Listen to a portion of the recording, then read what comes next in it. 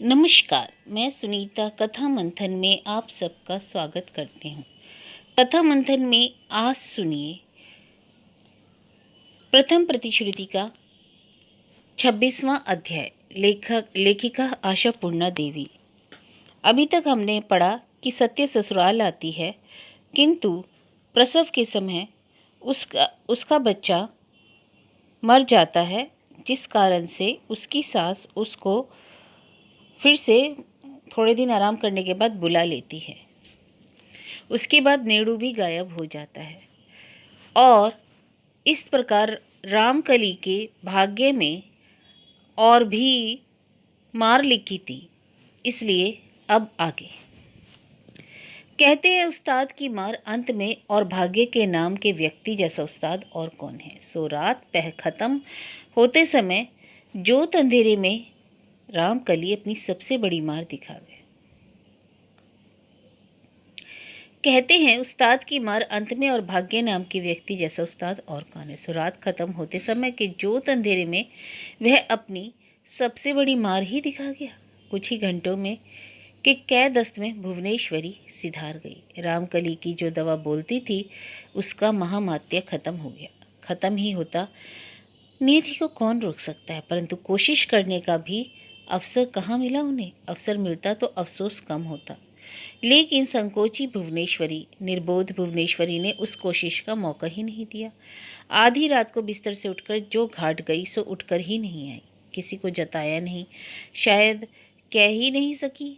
इस भयंकर घटना का आविष्कार भोर भोर को बागदी बुढ़िया ने किया। वह चीखती चिल्लाती आकर पछाड़ खा गिरी। उसकी इस चीख से बात समझने में देर नहीं लगी और कुछ मिनट पहले समझकर होता भी क्या, तब तक सब शेष हो चुका था। गाल बैठ गए, आंखें धस गई, नाड़ी छूट चुकी थी। रामकली ने एक बार नब्ज पर हाथ रखा और तुरंत उसके हाथ को नीचे उतार दिया। झुककर बैठे और रूंधे कांपते गले से कहा, मजली बहू, यह क्या किया। रासू ने हाथ के दिए की रोगनी के मुंह की तरफ बढ़ाया। भुवनेश्वरी ने बड़े कष्ट से पलके उठाकर आंखें एक बार खोली। कुछ कहना चाहा, लेकिन होठ नहीं हिला सकी। आंखों के कोने से आंसू की 2 बूंदें लुढ़क पड़ी। इस बीमारी में रोगी को अंत तक होश रहता है। मौत के सफर में उस जाने वाली के मन में कुछ कहने को जो विकलता है, भीतर उथल पुथल है, वह बात हवा से हिलती दिए की मंद लौ में भी मालूम पड़ गई। रामकली ने वैसे ही रूंधे और कांपते गले से कहा, ऐसी सख्त सजा क्यों दी मछली बहू। क्षण भर के लिए मनुष्य के अंदर की आकुलता की चीत हुई। उसके होठ हिले, एक शब्द निकला, छी। सत्य को देखे बिना ही चलती।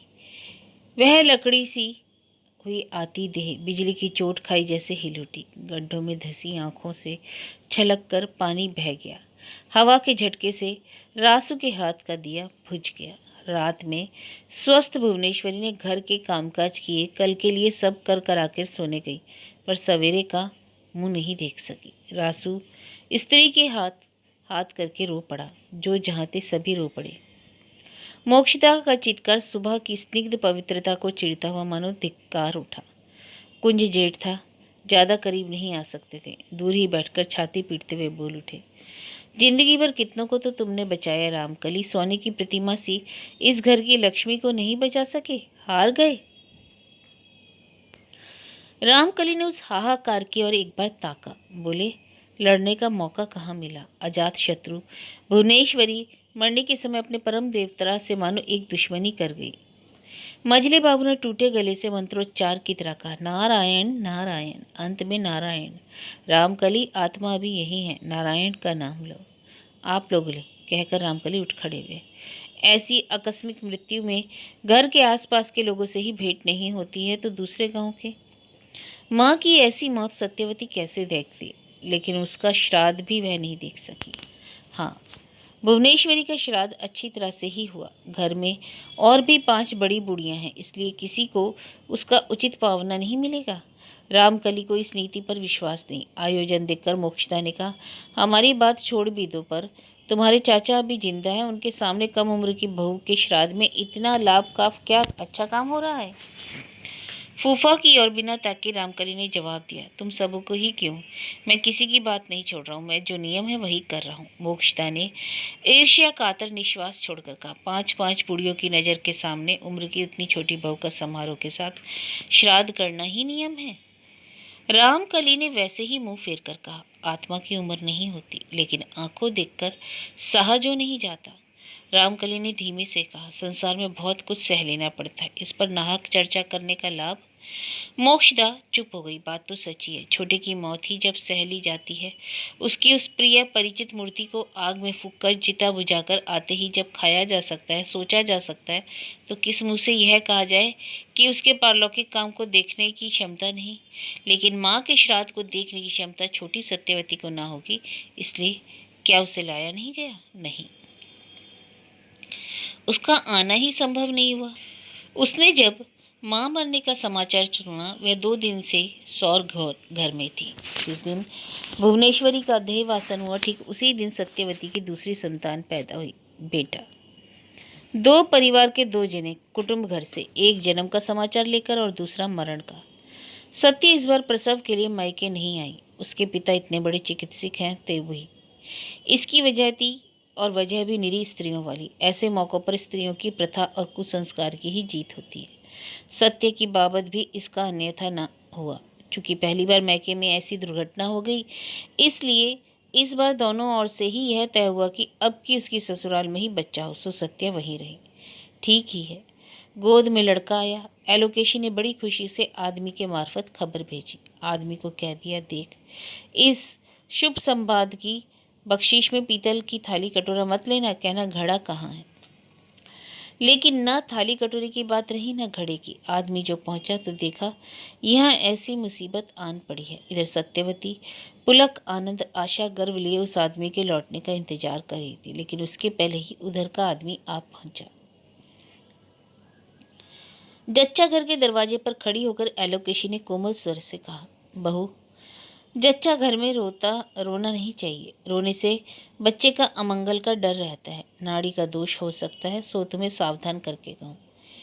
कै दस से तुम्हारी माँ बेचारी चल बसी, यह खबर कुछ छिपाने की तो नहीं। 4 दिन का शोक ना पाला जाए, कम से कम 2 दिन मछली वछली खाना छोड़ना ही पड़ेगा, इसलिए बता दिया। पुरोहित से पूछवाती हूँ, ऐसी स्थिति में क्या विधि व्यवस्था है। तुरंत की प्रसूति तरुणी की छाती पर बेपरवाह होकर तेज छुरी का वार करके निरी सहज भाव से एलोकेशी वहां से चली गई। पलटकर देखा भी नहीं कि उसका असर क्या हुआ। लेकिन टोले में एलोकेशी अपनी सखी सहेलियों में यह मजेदार खबर परोसती फिरी, देखा, मैं क्या झूठ कहती हूँ कि बहू का कलेजा काट का है। माँ के मरने की खबर सुनकर टुकुर टुकुर ताकती रही, जोर से रो नहीं उठी। सच ही सत्यवती जोर से रो नहीं पड़ी, काट की मारी सी देह तक बैठी ही रह गई। लेकिन उसके बाद कब जाने वह नवजात शिशु अपनी देह के वजन से कहीं ज़्यादा वजन से चीख उठा। वह उसे धीरे से गोद में उठाकर इधर की पीठ की दीवार की ओर ताकती हुई चुप बैठी रही, जहाँ मझली बहू के परिचय चिन्ह से चिन्हित एक सुंदर सा चेहरा, साफ रंग, नाटे कद की स्त्री, भीत कुंठित पांव दिन भर सबका मनोरंजन करती फिरती है, और उसी के आसपास प्राय भूली हुई सी गर्वित चरणों कमर में फेटा बांधे एक तंदुरुस्त सी लड़की घूमती है। लेकिन चच्चा घर के इधर उधर किसी भी तरफ खिड़की नहीं, तीनों तरफ गोबर पुती माटी की दीवार। नजर वहां स्थिर होकर रुकी रह जाती। सत्यवती इस बात पर सदा खींचा करती है कि माँ सदा ऐसी डरी डरी सी क्यों रहती है। कहा करती है, बस डर की डर, देख लेना माँ, इसी डर से तुम्हें स्वर्ग नहीं मिलेगा।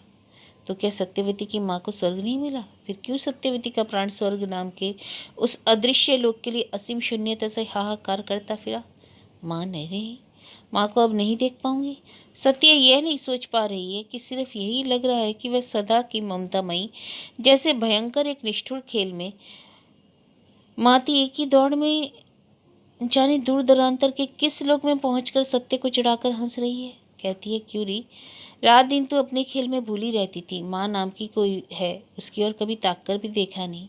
यह ख्याल किया था कि कभी की तुम उस इकलौती बेटी हो, तुम्हारे सिवा संसार में उसे अपना कहना कोई भी नहीं है। माँ नहीं रही। इस दुख से सत्य की माँ के प्रति छुटपन में अपनी उदासीनता का दुख ज्यादा दुख दे रहा था।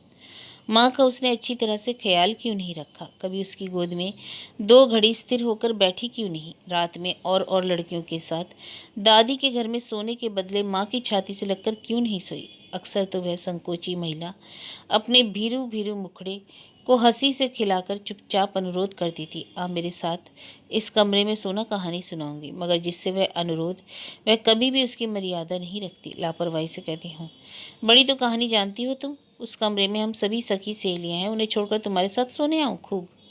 कैसी संगदिल लड़की! पत्थर गोबर लिपी दीवार से सर पीटकर अंदर की पीड़ा को तोड़ फोड़ देने की इच्छा हो रही थी उसे। भगवान एक सिर्फ एक बार उसे उस दिन को लौटा नहीं दे सकते? सत्या उस दिन की उस निष्ठुर लड़की के किए पाप का प्रायश्चित कर लेती। उस नाटी छोटी मूरत को दोनों हाथों से जकड़कर उसकी छाती में मुंह गाड़कर कहती, माँ, वह लड़की निष्ठुर नहीं थी, अबोध थी। इधर ससुराल से लौटकर जाने के बाद देखी हुई माँ की वह हरगिज याद नहीं कर पाती थी। घूम फिरकर माँ की केवल वही निरी वधु मूर्ति ही रामकली कविराज के उतने बड़े आंगन में तमाम घूमती दिखती। सत्य यदि मर जाए तो स्वर्ग नाम की उस जगह में माँ के साथ भेंट होगी। यदि यह संभव हो तो सत्य माँ की छाती से जा लगे और रो पड़े, माँ इतनी निर्दयी तू कैसे हुई? खोई हुई सत्य ने क्या सोच लिया कि वह सची वहां पहुंच गई? माँ को छाती से लगा और उसका रोना इतना जोर से हो गया कि उसने इतनी दुर्मर्त्य लोग को चौकन्ना किया। नहीं नहीं तो एलोकेशी दौड़ी दौड़ी क्यों आती? क्यों वह कठोर स्वर में डांट उठती, बहू, एक बच्चे को गंवा कर दूसरी आस नहीं मिटी, इसे भी गंवाने की तुली हो?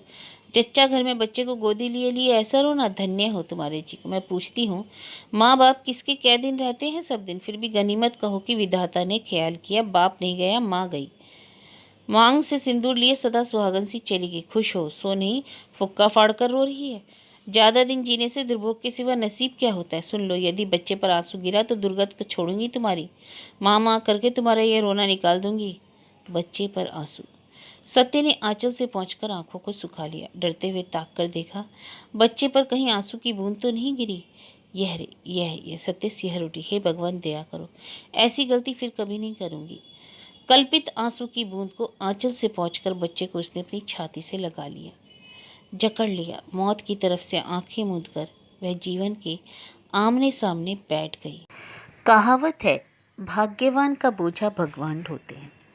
रासू की स्त्री शारदा अवश्य अपने को वैसी भाग्यवती नहीं समझती, बल्कि जब तब यह कहकर अफसोस करती रहती है जैसा अपना भाग्य। लेकिन एक प्रकार से आज तक भगवान उसका बोझा ढोते आए हैं ग्रह नक्षत्रों का एक कौशलपूर्ण समावेश।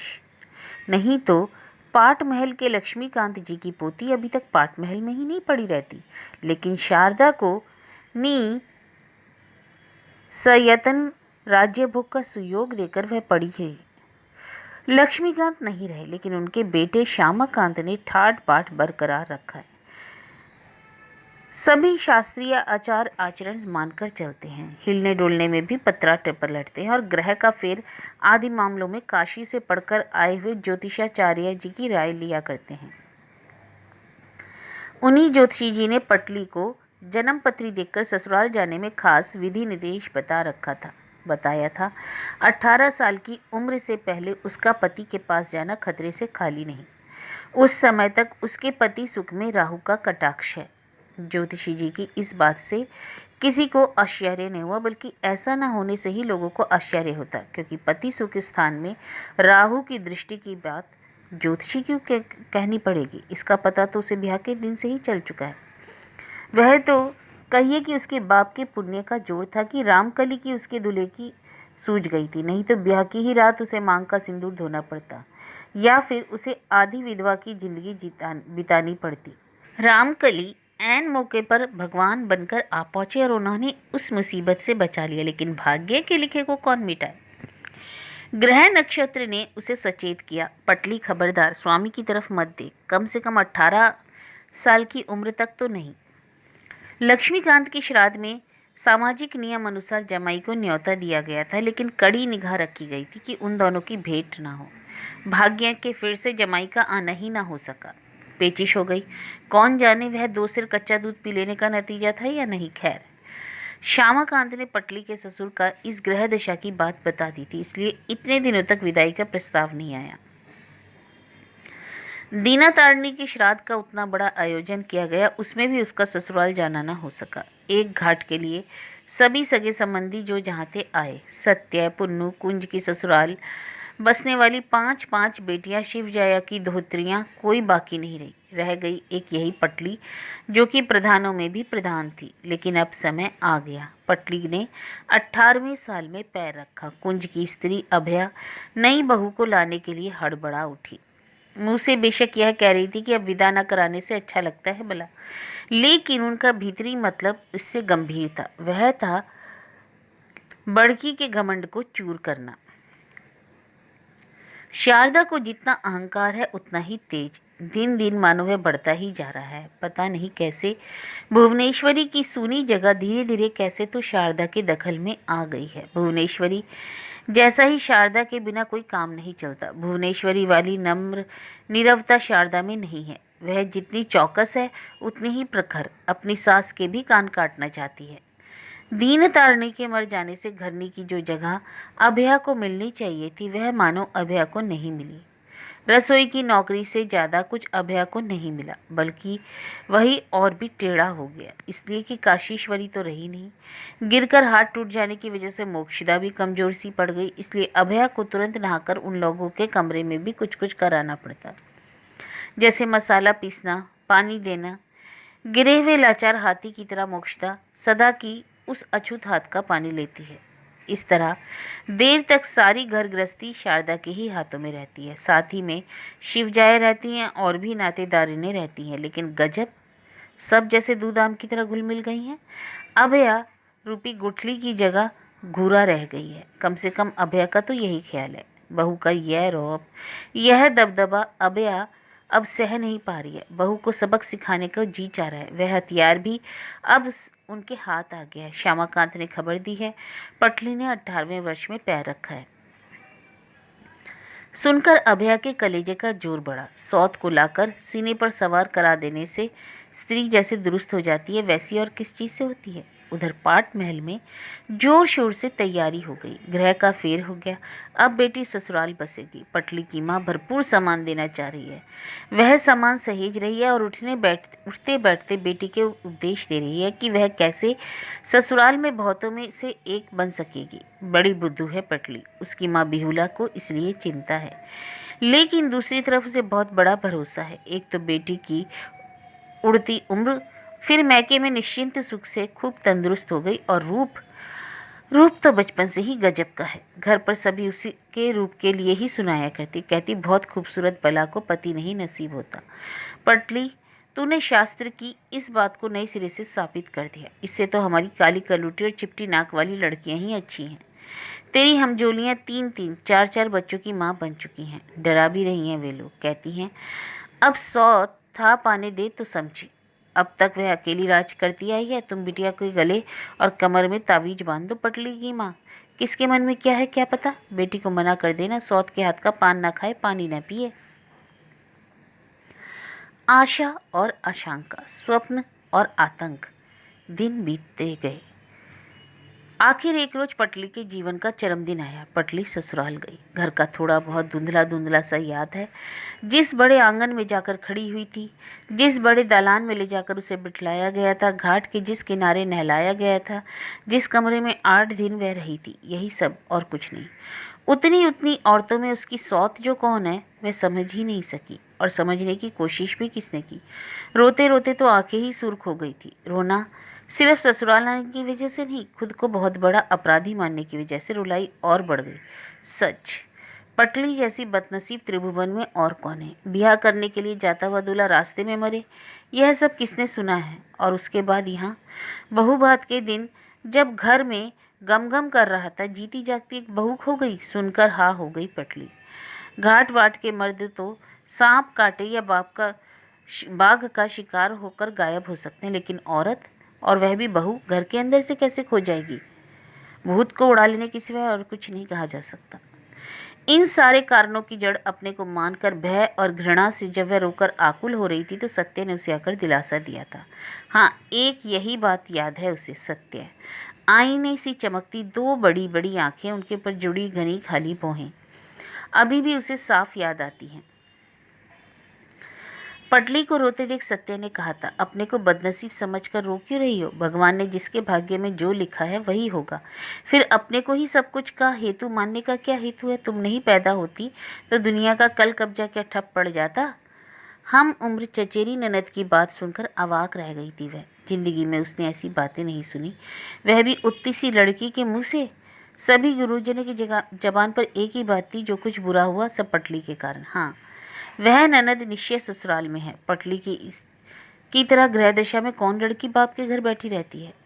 जोरदार तैयारी इस घर में भी चल रही थी। अभया मानो कुछ जरूरत से ज्यादा दिखा रही थी, प्यार से शायद नहीं, दिखावे के लिए। शारदा या उस जैसी सुहागिनें समझें कि जो आ रही है वह दया की भिखारिन होकर नहीं, अधिकार के दावे से आ रही है। हाँ, कमरे के बारे में मुंह खोलकर साफ कुछ कह नहीं सकी, लेकिन इशारे में आभास से यह बता दिया कि अब वे शारदा के बच्चे के साथ इधर वाले कमरे में सोना चाहिए। लड़का बड़ा हो चुका है, अब घर अगोरने से क्या।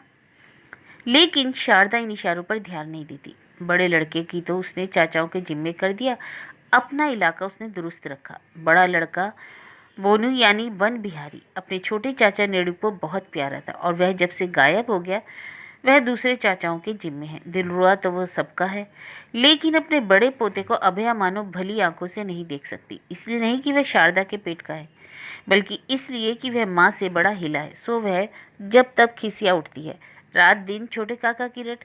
जब उसकी शादी हो जाएगी तब मझले चाचा के होते छोटे चाचा की शादी की होगी, या होगी भी तो भतीजी से क्यों ठनेगी? यह लड़का यह सब सवाल नहीं करता, सिर्फ यह कह बैठता है, छोटे चाचा की शादी ही नहीं करने दूंगा। अब यह और भी खिजलाकर कहती है, हाँ करने क्यों देगा, और कोई क्यों आए, तेरी माँ है ना अकेली सब कुछ हथियाने के लिए। आखिर वह छोटा चाचा गायब ही हो गया, शादी नहीं हो सकी। अब यह सोचती है उस लड़के की बात फल गई, इसी से वैसा हुआ, और वह बात उसकी माँ की ही शिक्षा का नतीजा है। चूंकि शारदा उनके हाथ से बाहर है, इसलिए वह एक ऐसे खिलौने की कामना कर रही थी जिसे मुट्ठी में रख सके। मझली बहू भी आती, लेकिन मझले लड़के की शादी का नाम भी नहीं ले रहे थे रामकली। एक दिन बड़े भाई के मुंह पर ही कह दिया, वैसे निकम्मे लड़के का ब्याह कर कराकर क्या होगा? निकम्मा हो तो लड़के का ब्याह नहीं होता, ऐसी बात किसने कब सुनी है? लेकिन कुंज छोटे भाई के डर से सदा ही सिटपिटाए रहते हैं, इसलिए जो कुछ भी कहा ओट से कहा, खुद हिम्मत करके ब्याह की व्यवस्था करने नहीं गए।